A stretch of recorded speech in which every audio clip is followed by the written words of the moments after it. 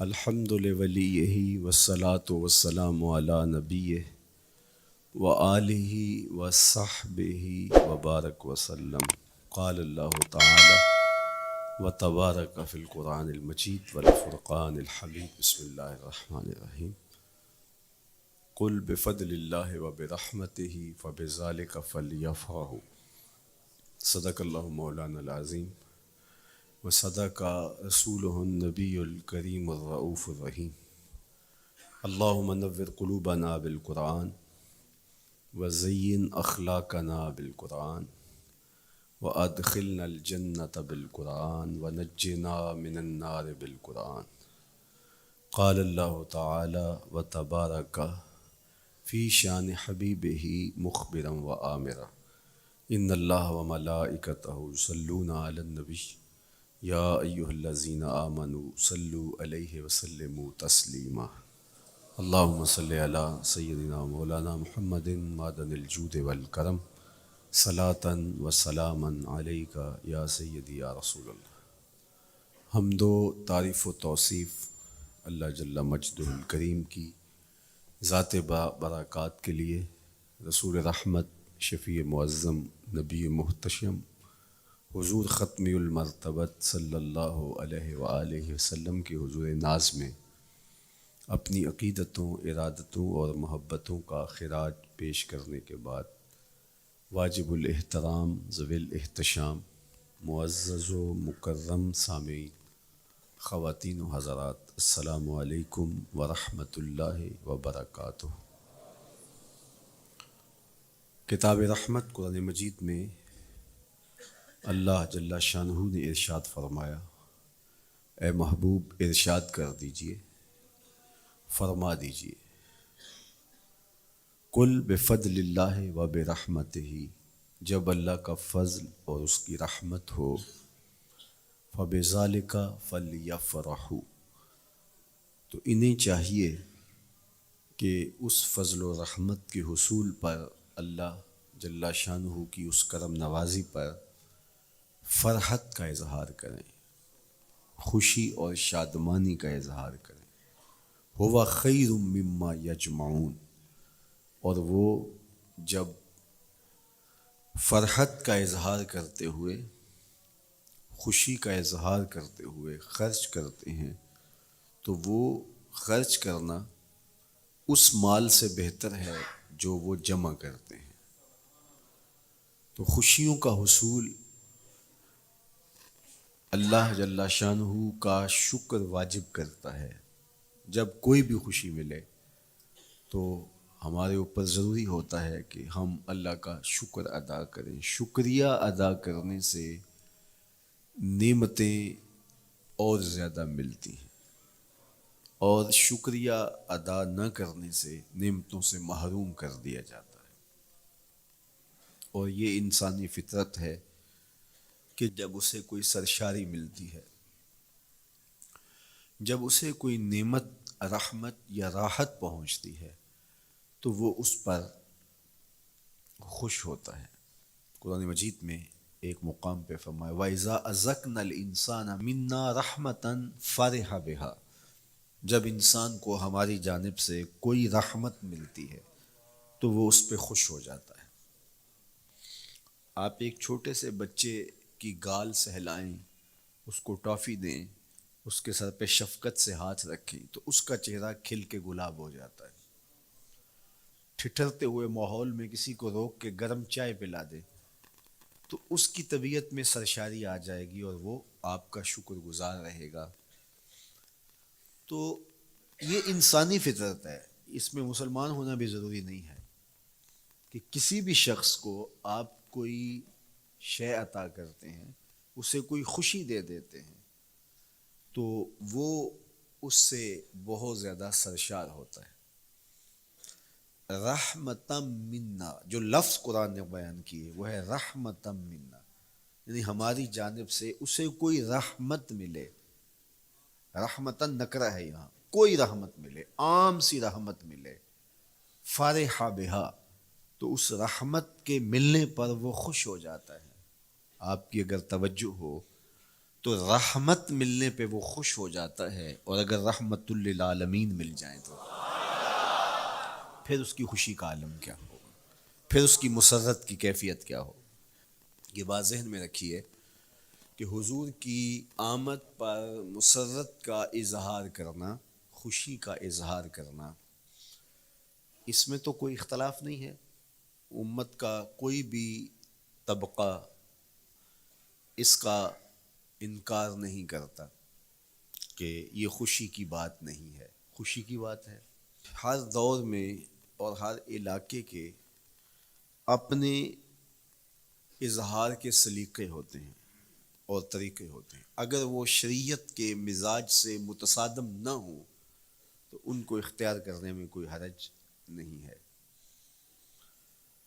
پھر مرور زمانہ کے ساتھ بدلتے ہوئے تقاضے ہوتے ہیں۔ کسی زمانے میں تلواروں کے ساتھ، تیروں کے ساتھ لڑائی ہوتی تھی اور وہ جہاد اسلامی قرار پاتا تھا۔ آج کی لڑائی میزائلوں کے ساتھ اور ٹینکوں کے ساتھ ہے، اور یہ بھی جہاد اسلامی قرار پاتا ہے۔ کوئی کہے کہ تیر و تفنگ کو چھوڑ کے، نیزہ و بالا کو چھوڑ کے، شمشیروں کو چھوڑ کے یہ میزائلوں پہ آ جانا، یہ ٹینکوں پہ اور یہ جدید آلات حرب پہ آ جانا، یہ دانش مندی نہیں ہے، یہ سنت سے انحراف ہے۔ تو میاں تو سنت کے مفہوم کو نہیں سمجھا۔ اس دور میں آلات حرب وہ تھے، بدلتے تقاضوں کے ساتھ آلات حرب یہ ہوئے، تو وہ بھی عین جہاد اسلامی تھا، یہ بھی عین جہاد اسلامی ہوگا۔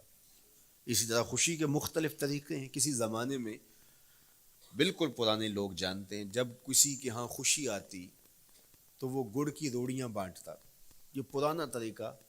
پھر اس کے بعد پتاشے بانٹنا شروع ہو گئے لوگ، پھر اس کے بعد وہ شکر پارے آ گئے، اس کے بعد پھر لڈو آ گئے، پھر موتی چور، اور پھر نہ جانے کیا کیا۔ لیکن روح ایک ہی ہے۔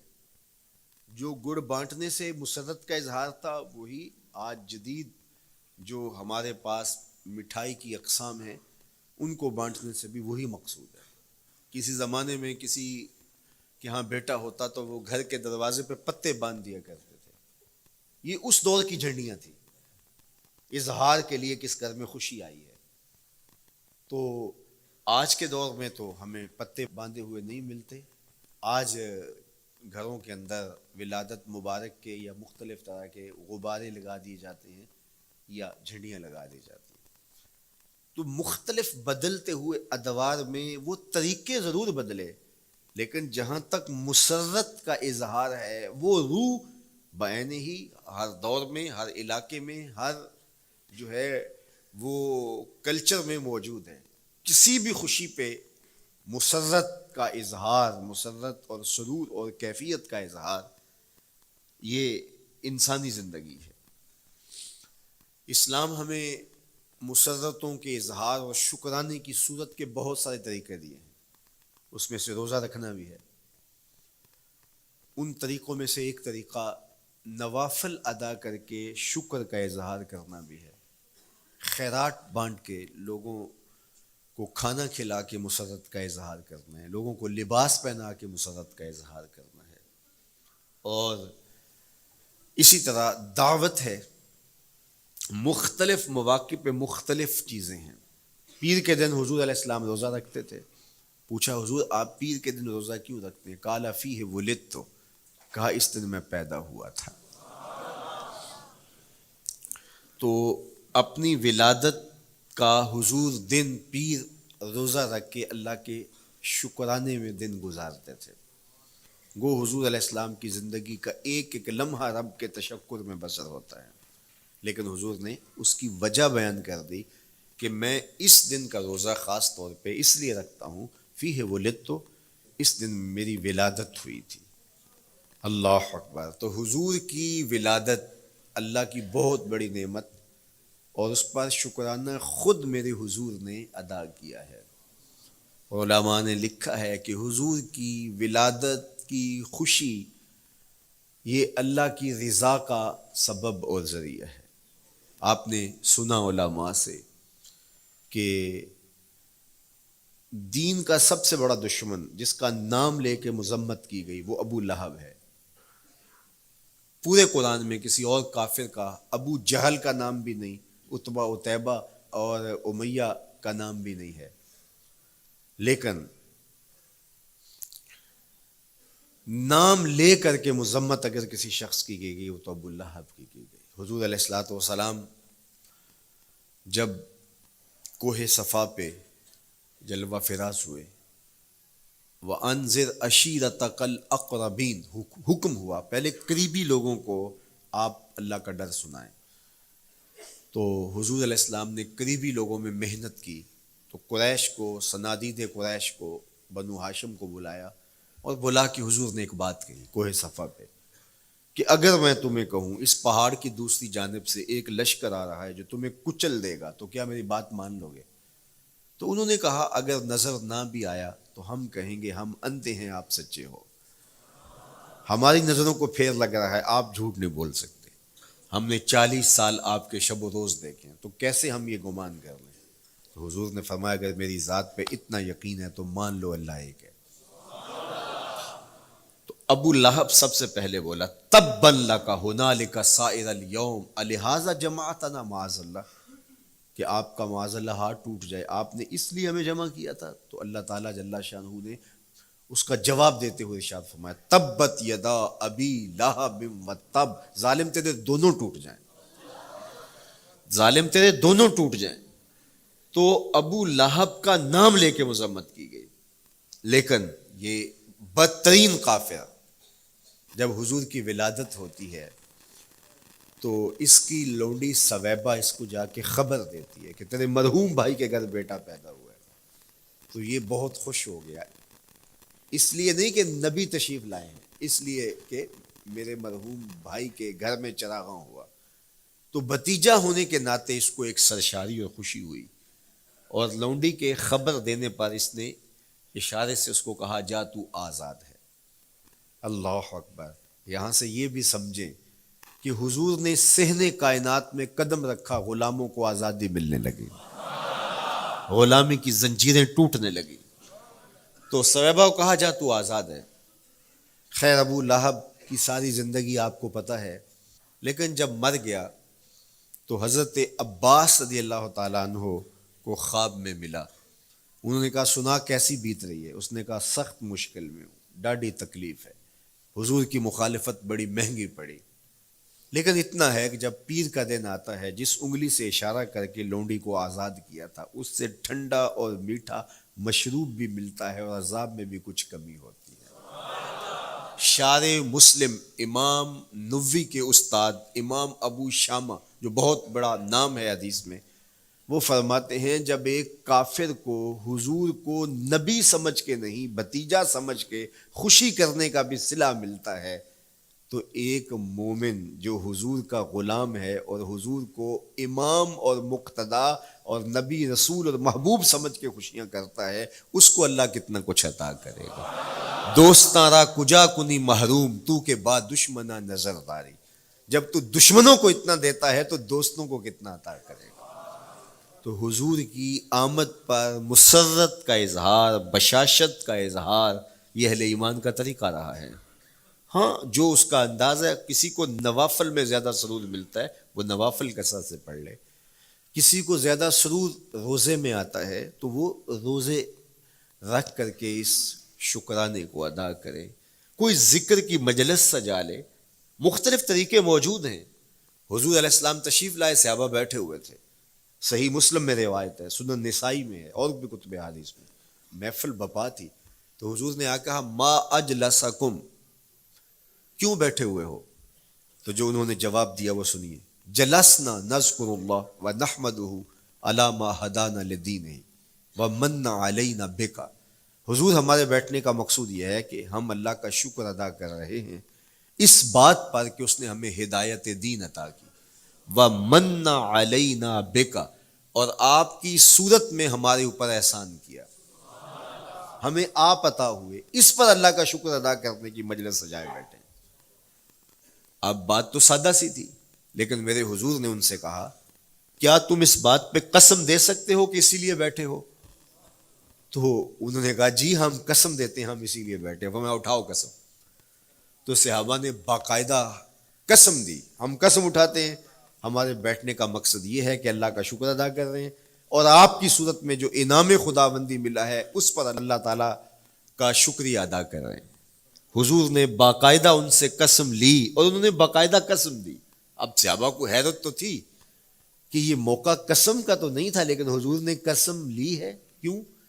حیرت تو استجاب کی کیفیت تھی۔ حضور علیہ السلام نے فرمایا صحابہ میں تم سے جو ابھی قسم لی ہے یہ کسی تہمت کی بنیاد پر نہیں لی، یعنی تمہارے قول کی صداقت میں مجھے کوئی شک نہیں تھا کہ میں نے قسم سے تصدیق کی ہو، بلکہ اس کا سبب اور تھا۔ بعض اوقات قسم اس لیے کی جاتی ہے کہ کسی متردد ذہن کو مطمئن کرنا ہوتا ہے، اور بعض اوقات قسم واقعہ کی اہمیت کو بڑھانے کے لیے کی جاتی ہے۔ کوئی بندہ کہہ رہا ہے کہ جناب فلاں صاحب آ رہے ہیں ہمارے گھر میں، مہمان آ رہے ہیں، تو گھر کے اچھا کہتا ہاں قسم اللہ کی، تو اس کا یہ مطلب نہیں کہ اس کے شک ہوتا ہے، اس کی خوشی اور اس کی مسرت کے اظہار کو بڑھانے کے لیے وہ کہتا ہے کہ ہمارے گھر کے اندر آج فلاں آ رہا ہے، تو وہ کہتا اچھا کہتا ہاں ہاں قسم اللہ کی وہ آ رہا ہے۔ تو یہ متردد کا شک دور کرنے کے لیے قسم نہیں ہے، یہ بلکہ اس کی خوشی اور سرشاری کو پختہ کرنے کے لیے ہے۔ تو عربوں میں قسم مختلف وجہ سے کی جاتی تھی، تو حضور نے فرمایا یہ جو میں نے تم سے قسم لی ہے یہ کسی تہمت کی بنیاد پہ نہیں لی، بلکہ اس قسم کا سبب کیا ہے سنو۔ پھر حضور نے خود بتایا، فرمایا تم یہاں بیٹھے تھے، میں حجرے میں بیٹھا تھا، اتانی جبریل علیہ السلام، میرے پاس جبریل امین حاضر خدمت ہوئے، فاخبرنی ان اللہ یباہی بکم الملائکہ، تو مجھے انہوں نے خبر دی ہے، محبوب ذرا باہر تو نکل کے دیکھو، صحابہ تمہارے اس عمل پر اللہ فرشتوں میں ناز کر رہا ہے، اللہ فرشتوں میں فخر کر رہا ہے کہ دیکھو میں نے ان کو نعمت دی، کتنے قدردان نکلے، اس نعمت کا شکرانہ ادا کر رہے ہیں۔ اور آج اگر ہم اپنے گھر میں بیٹھ کے، اپنی مسجد میں بیٹھ کے حضور کی صورت میں انعام خداوندی کا شکریہ ادا کرتے ہیں تو اللہ کی رحمتوں سے بعید نہیں کہ اللہ فرشتوں سے کہے دیکھو صدیاں بیت گئیں، یہ آج بھی شکرانہ ادا کر رہے ہیں، اور یہ بات میری اور آپ کی بخشش کی ضمانت قرار پائے۔ تو حضور کی صورت میں جو انعام ہوا، حضرت حسان بن ثابت اکثر کہا کرتے تھے منا علینا ربنا ام بعث فینا محمدا، ہمارے رب نے ہمارے اوپر احسان کر دیا ہے کہ محمد عربی عطا کر دیے۔ ساری زندگی سجدے میں سر رکھ کے شکر ادا کرتے رہیں، حق کے شکر پھر بھی ادا نہ ہو۔ میں تو کہا کرتا ہوں ہمارے بدن پہ اتنے بال نہیں ہیں جتنے رسول اللہ کے احسانات ہیں، ہمارا بال بال قرض رسالت میں جکڑا ہوا ہے، ساری زندگی ان کے گیت گائیں۔ میں ایک رات کے میلاد کا صرف قائل نہیں ہوں کہ ایک رات میلاد کر لو اور پورا سال چھٹی، ساری زندگی حضور کا نام جپو، ساری زندگی حضور پہ درود پڑھو، لمحہ لمحہ حضور کے ذکر کا چراغاں کرو، صرف اپنے گھروں میں، اپنی چہار دیواریوں میں اور اپنے بازاروں میں جھنڈیاں ہی نہ لگاؤ، بلکہ دل کے ایک ایک فرد پہ نام محمد کی جھنڈی لگاؤ۔ صرف منڈیروں پہ چراغاں ہی نہ کرو، بلکہ دل کی اندھیر گلیوں میں بھی حضور کے نام کا چراغاں کرو، اندر بھی روشنی ہو باہر بھی روشنی ہو، حضور پہ درود پڑھو، حضور کا ذکر کرو، اپنے بچوں کو بٹھا کر کے حضور کے قصیدے سناؤ، حضور کی شانیں سناؤ، حضور کی سیرت بتاؤ انہیں، اپنے گھر کے ماحول کے اندر، اپنی مسجد میں، اپنی گلی میں، اپنے دوستوں میں حضور کا ذکر کرو۔ دوستوں آپس میں بیٹھو تو کہو یار اللہ کا کتنا کرم ہو گیا کہ اللہ نے ہمیں حضور عطا کر دیا۔ دوستوں میں بیٹھے جب یوں بات کرو گے تو اللہ کی رحمتیں کس قدر تمہارے اوپر برسیں گی۔ اپنی عقیدتوں کا اظہار کرو، وہاں کمیت نہیں دیکھی جاتی، وہاں کیفیت دیکھی جاتی ہے، وہاں مقدار نہیں دیکھی جاتی، وہاں معیار دیکھا جاتا ہے۔ وہ چہرہ اور چہرے کا تل نہیں دیکھتے، وہ بندے کا دل دیکھتے ہیں، وہ دیکھتے ہیں کون کس خلوص کے ساتھ محبت لے کر کے آیا ہے۔ شاہ ولی اللہ محدث دہلوی بہت بڑا نام ہے، تمام مکاتیب فکر کے نزدیک معتبر نام ہے۔ شاہ ولی اللہ محدث دہلوی فرماتے ہیں میرے والد شاہ عبد الرحیم محدث دہلوی ہر سال حضور کا میلاد کرتے تھے، اور اپنی استطاعت کے مطابق لوگوں میں، آنے والوں میں کچھ کھانا بھی تقسیم کرتے۔ ایک سال حالات اتنے پتلے تھے کہ ان کو میسر نہ تھا کہ لوگوں کو بھرپور کھانا کھلا سکیں، لیکن کہا چلو ناغہ نہ ہو، ایک تسلسل ہے جاری رہے، تو انہوں نے چنے بانٹ دیے بعد میں لیکن دل میں تشویش تھی کہ اس مرتبہ من کی منشا پوری نہیں ہوئی، تو اسی حالت میں سو گئے، سوئے تو مقدر جاگا، حضور کا دیدار نصیب ہوا، اور جس نے حضور کو خواب میں دیکھا اس نے حضور کو ہی دیکھا۔ من رآنی فی المنام فقد رآنی، فرمایا جس نے مجھے خواب میں دیکھا اس نے مجھے ہی دیکھا۔ فإن الشیطان لا یتمثل بی، شیطان میری مثل ہو ہی نہیں سکتا، خواب میں آ کر بھی حضور کی مثل ہونے کا دعویٰ نہیں کر سکتا، جس نے مجھے دیکھا اس نے مجھے ہی دیکھا۔ اور دوسری بات، حضور جس کے خواب میں آئے قصد، ارادے اور مرضی سے آئے۔ تیسری بات، حضور علیہ الصلوۃ والسلام نے خواب میں کسی کو کچھ عطا کیا تو وہ حقیقت میں عطا کیا۔ ویسے میں خواب میں کسی سے کچھ لیتا ہوں، آپ خواب میں کسی سے کچھ لیتے ہیں یا کسی کو کچھ دیتے ہیں تو وہ محض خواب ہوتا ہے۔ آپ نے کسی سے قرض لینا ہو تو وہ خواب میں آ کے ادا کر دے تو صبح اٹھ کے کھاتے سے نام کاٹ دیں گے؟ آپ کہیں گے خواب میں ادا کیا۔ بھوک میں تڑپتے سو گئے، رات عالی نسب ہوٹل سے کھانا کھاتے رہے، صبح بھوک محسوس کریں گے یا نہیں؟ خواب میں کھایا ہے نا۔ وہ کیا کسی نے کہا 100 بار میرے ہاتھوں میں تیرا دامن آیا، جب آنکھ کھلی تو اپنا ہی گریباں تھا۔ کچھ نہیں ہوتا، خواب محض خواب ہوتا ہے۔ لیکن اگر حضور کسی کو خواب میں کچھ عطا کریں، امام بوصیری سے پوچھو، رات چادر ملتی ہے، صبح اٹھتے ہیں کندھوں پہ موجود ہوتی ہے۔ حضور عطا کرتے ہیں تو حقیقت میں عطا کرتے ہیں۔ امام سخاوی نے القول البدیع میں لکھا ہے، ایک شخص حضور کے روضے پہ کھڑا ہے اور کیا کہتا ہے؟ آنا ضیفوں کا، میں آپ کا مہمان ہوں اور آپ کے ہوتے ہوئے کسی اور در پہ تو نہیں جانا۔ آقا جی میں تیرا ہو کے خیر منگاں در دردا، مریل کتا کیوں اخواواں ایڈے بختاں وردا، جب میں تیری چوکھٹ پہ ہوں تو کسی اور سے کیوں مانگوں؟ اور میرے امام بولے کون دیتا ہے دینے کو منہ چاہیے، دینے والا ہے سچا ہمارا۔ کوئی جھولی میں چند ٹکڑے ڈال بھی دے تو ساری زندگی جتلائے گا۔ اللہ اکبر۔ عارف عبد المتین نے تو قلم توڑ دیا نا۔ اور جتنے بھی سہارے ہیں سبک کرتے ہیں، عزت نفس بڑھاتا ہے سہارا تیرا، ہر آسرا کمزور کرتا ہے لیکن نبی کا آسرا سر بلند کرتا ہے۔ کسی چودھری کا، خان وڈیرے کا مانگت سر اٹھا کے چل سکتے کہ میں فلاں کا مانگت ہوتا ہوں اور جس کو خیرات مدینے کی گلی سے ملی ہو؟ اسی لیے میرے امام نے مشورہ دیا، ٹھوکریں کھاتے پھرو گے ان کے در پہ پڑ رہو، قافلہ تو اے رضا اول گیا آخر گیا۔ وہ کھڑا ہی حضور کے روضے پہ اور کیا کہتا ہے؟ آنا ضیفوں کا، میں آپ کا مہمان ہوں اور آپ کے ہوتے کسی اور در پہ جاؤں؟ اللہ اکبر۔ یہ کہتے کہتے آنکھ لگ گئی۔ حضور خواب میں تشریف لائے، دائیں ہاتھ میں روٹی تھی، عطا کرتے میں خذ لے لے، کہتا میں نے خواب میں کھانا شروع کر دی، ابھی آدھی روٹی کھائی تھی، پوری روٹی نہیں کھائی تھی، آدھی روٹی کھائی تھی کہ میری آنکھ کھل گئی۔ جب آنکھ کھلی تو دوسرا آدھا ٹکڑا میرے ہاتھ میں موجود تھا۔ وہ دیتے ہیں تو حقیقت میں دیتے ہیں۔ تو شاہ ولی اللہ محدث دہلوی فرماتے ہیں کہ میرے والد شاہ عبد الرحیم محدث دہلوی نے خواب میں حضور کو دیکھا، اور چونکہ دن یہ عمل گزرا تھا اور کہ مہمانوں کو خاطر خواہ تواضع نہیں کر سکا تھا، تو حضور کے سامنے انواع و اقسام کی چیزیں پڑی ہیں، ان میں میرے والے چنے بھی موجود ہیں اور حضور ان کے ساتھ شفقت فرما رہے ہیں۔ تو یہاں معیار دیکھا جاتا ہے، مقدار نہیں دیکھی جاتی، یہاں کمیت نہیں دیکھی جاتی، کیفیت دیکھی جاتی ہے۔ یہاں چہرے اور چہرے کا تل نہیں دیکھا جاتا، یہاں آنے والے کا دل دیکھا جاتا۔ یار چہرہ تو چمکدار تھا، اسی لیے ابو لہب کہتے ہیں نا شعلے کی طرح چمکتا ہوا، لیکن جہنم کا ایندھن بنا، اور کالے رنگ والا، ہونٹ موٹے ہیں، لیکن کعبے کی چھت پہ کھڑا اذان دے رہا ہے۔ اذان ازل سے تیرے عشق کا ترانہ بنی، نماز تو اس کی دید کا ایک بہانہ بنی، ادائے دید سراپا نیاز تھی تیری، کسی کو دیکھتے رہنا نماز تھی تیری۔ تو عقیدتوں کے رنگ اور محبتوں کے رنگ حضور علیہ السلام کے ساتھ جب کوئی پیش کرتا ہے تو رائے گانی جاتی۔ یہ وفاداروں کا در ہے، یہاں بے وفائی کا تصور ہی نہیں ہے۔ وہ ہاتھ پکڑتے ہیں تو پھر چھوڑتے نہیں ہیں، اس لیے ان سے محبت کا ربط قائم کیجیے، اپنی اولادوں کو حضور کا پیار سکھائیے، اپنے گھروں میں میلاد کیجیے۔ لازم نہیں ہے کسی عالم دین کو بلاؤ، آپ اپنے گھروں میں حضور علیہ السلام پر درود پڑھیے گا، بچوں کو بٹھائیے گا اور حضور کی سیرت کا کوئی واقعہ ان کو سنائیے گا۔ صحابہ اپنے بچوں کو بٹھا کر کے حضور کی سیرت بتایا کرتے تھے، حضور کا نقشہ بتایا کرتے تھے، حضور کے شمائل ذکر کیا کرتے تھے۔ اور کوئی صحابی ملتا تو تابعین جمع ہو جایا کرتے تھے اور اسے پوچھتے تھے اچھا بتاؤ حضور کی صورت کیسی تھی، زلفیں کیسی تھی. یہی میلاد ہے نا. میلاد میں حضور کے فضائل کا ذکر ہوتا ہے، شمائل کا ذکر ہوتا ہے، خصائل کا ذکر ہوتا ہے. اور موسم حج کا ہے.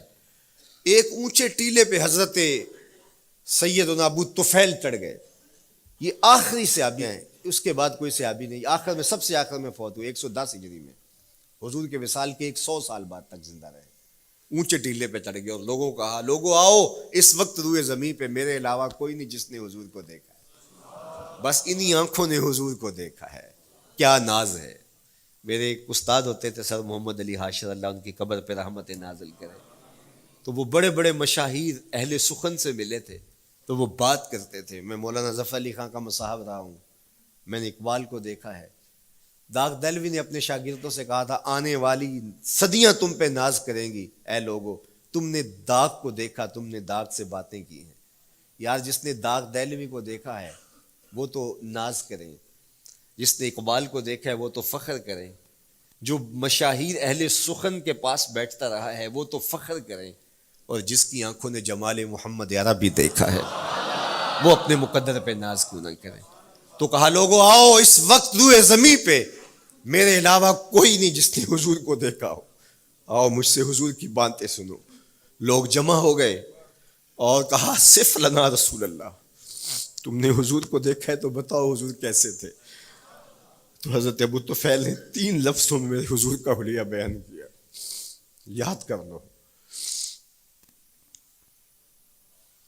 حضرت ابو طفیل نے کہا کان رسول اللہ صلی اللہ علیہ وسلم ابیض ملیحا مقصدا. ایک تو چٹے رنگ کے تھے، ایک تو حضور کا رنگ گورا تھا. دوسری بات ملیحا، حضور کا حسن نمکین تھا. اور تیسرا مقصدا، حضور متوازن تھے، نہ قد لمبا نہ قد پست، سوا صدر والبطن، سینہ اور پیٹ برابر. لیسا بالطویل الممغط ولا بالکثیر المتردد، نہ پست کے عجیب دکھائی دیں نہ اتنے لمبے کے عجیب لگیں بلکہ درمیانہ قد. لیکن اذا جامع القوم غامرہم، سن لو حضور کا قد تو درمیانہ تھا لیکن جب لوگوں کے درمیان چلتے حضور کے کندھے لوگوں کے سروں سے اونچے دکھائی دیتے. یہ اللہ نے شان دی اپنے محبوب کو. مکھ چند بدر شاہ شانی، متھے چمک دی لاٹ، کالی زلف تے اکھ مستانی.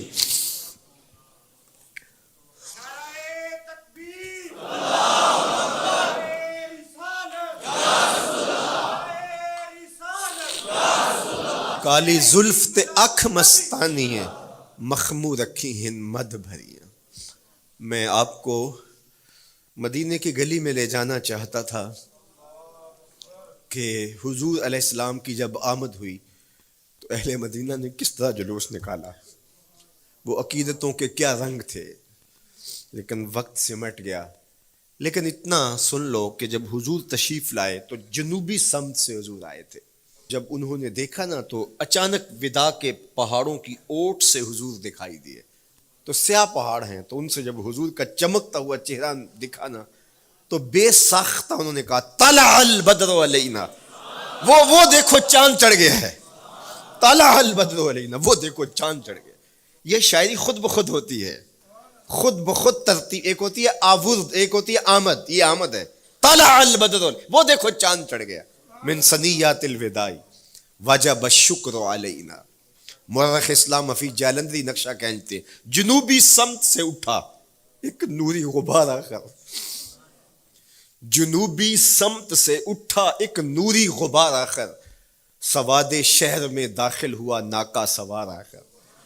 زباں پر اشرق البدر علینا کی صدائیں تھیں، دلوں میں ما دعا للہ دائی کی دعائیں تھیں.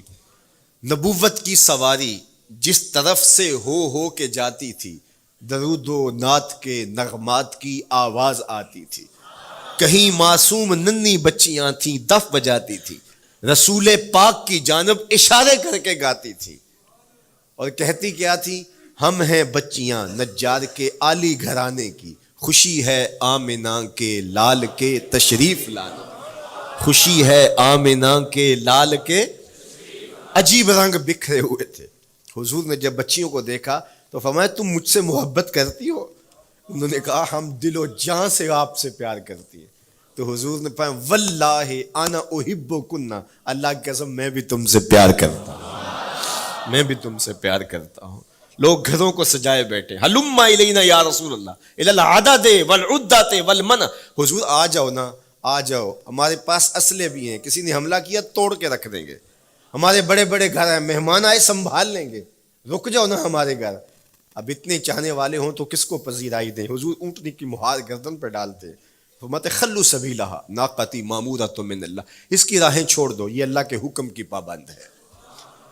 کہتے ہیں لوگوں نے اونٹنی کو چارہ دکھانا شروع کر دیا کہ چلو اونٹنی بیٹھ جائے. اللہ اکبر، پانی ہڑا نو لوڑ کی راہ براندی، پہنچے آپ دریار سرکار یارا. یار جب محبت پیدا ہوتی ہے یار منانے کے ڈھنگ بھی سیکھ لیے جاتے ہیں، محبت بتا دیتی ہے محبوب کو کیسے منانا ہے. لیکن حضور فرماتے خلو سبیلہا ناقتی مامور، راہیں چھوڑ دو، میری اونٹنی اللہ کے حکم کی پابند ہے، یہ سبز چاروں کے لالچ میں آنے والی نہیں ہے، چھوڑو چھوڑو اس کا راستہ. اللہ اکبر، جب بنو نجار کے محلے سے حضور گزرے، یہی بچیوں نے تالا البدر علینا پڑھا تھا، اور یہی محلہ حضور کے ننیال کا محلہ تھا. انہوں نے جو لفظ کہے امام صالحی نے، اللہ ان کی قبر پہ کروڑوں رحمتیں نازل کرے. سبل الہدا والرشاد میں نے کئی مرتبہ یہ مقام پڑھا ہے، باب الہجرہ مسلم شریف باقی کتب حدیث میں بھی ہے، لیکن امام صالحی نے بہت ساری حدیث جمع کی ہیں، اور انہوں نے یہاں جو منظر بیان کیا ہے، انہوں نے جو لفظ کہے نا، جب حضور آئے بنو نجار کے محلے سے گزرنے لگے تو ذرا لفظوں کی چاشنی دیکھیے، ان لفظوں سے ٹپکتے شہد کو دیکھیے. تو انہوں نے آگے بڑھ کے حضور کو دعوت دی، اور لفظ کیا کہے، ہلم الی اخوالک یا رسول اللہ الی العدد والعدۃ والمن، حضور ادھر تو رک جاؤ، یہ تو آپ کے ماموں کے گھر ہیں، یہ تو آپ کے ننیال کا محلہ ہے. لیکن حضور نے فرمایا کہ بس میری راہیں چھوڑ دو. پھر اونٹنی جا کے کہاں بیٹھی، نیویاں دا پرونا ہے میرا نبی، کوٹھیاں تے چڑھے ویخ دے رہ گئے. سہل اور سہیل دو یتیم بچے تھے، اور ان کی خالی جگہ پڑی تھی، جا کے اونٹنی وہاں بیٹھ گئی. اٹھایا گیا پھر بیٹھ گئی. قریب ترین مکان حضرت ابو ایوب انصاری کا تھا. دوڑے آئے، سامان اتارنے لگے، کہا حضور اونٹنی کو اب نہ اٹھاؤ، اب تو میرے بخت جاگ پڑے ہیں. پھر ان کی کیفیت کیا تھی، امروز شاہ شاہاں مہمان شدست و مارا. امروز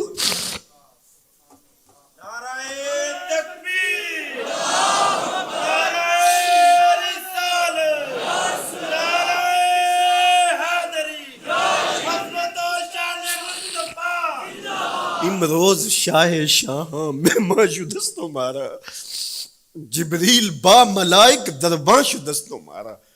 وہ کہتے ہیں آج شاہوں کا شاہ میرے گھر کا پرونا بن گیا ہے. یہ ابو ایوب انصاری کے جذبات ہیں. آج شاہوں کا شاہ، آج خسرو حسینہ ماہ نازنینہ، آج امام الانبیاء میرے گھر کا پرونا بنا ہے. کہاں میں کہاں نکھتے گل، باد صبا تیری مہربانی. کبھی اونٹنی کے پاؤں چوم رہے ہیں، تیرے بخت کے تو میرے گھر تک لے آئی. تو کہا امروز شاہ شاہاں مہمان شدست و مارا، آج شاہوں کا شاہ میرے گھر کا مہمان ہے. پھر آگے کیا کہتے ہیں، جبریل با ملائک درباں شدست و مارا. لوگوں جبریل کو دیکھو، آج میرے گھر کا پیرا دے رکھا ہے، آج میرے گھر کا چوکی دار بنا ہوا ہے، کیونکہ میرے گھر میں حضور ٹھہرے ہوئے ہیں. تو کیا حضور کی آمد کا جلوس تھا یار.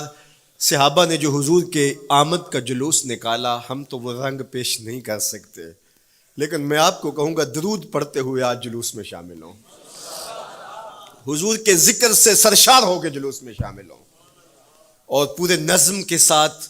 اگر آپ کے جلوس میں کوئی کسی کی گاڑی گھس بھی آتی ہے، اس کو پیار دینا، اس کو راستہ دینا، اور اس کو حضور کی رحمت کا احساس ہو کہ یہ رحمت کو ماننے والے لوگ ہیں، اور حضور پہ درود پڑھتے رہنا، عقیدتوں کے رنگ میں رہنا. امید ہے کہ جس طرح حضور نے ان بچیوں سے کہا جو حضور کے جلوس میں شامل تھیں کہ کیا تم مجھ سے محبت کرتی ہو، تو انہوں نے کہا جی جی، ہم اسی لیے تو آپ کے قصیدے پڑھ رہی ہیں. تو حضور نے فرمایا واللہ میں بھی آپ سے محبت کرتا ہوں. تو ہو سکتا ہے حضور ہمیں فرمائے میرے میلاد کے جلوس میں آنے والوں میں بھی تم سے محبت کرتا ہوں.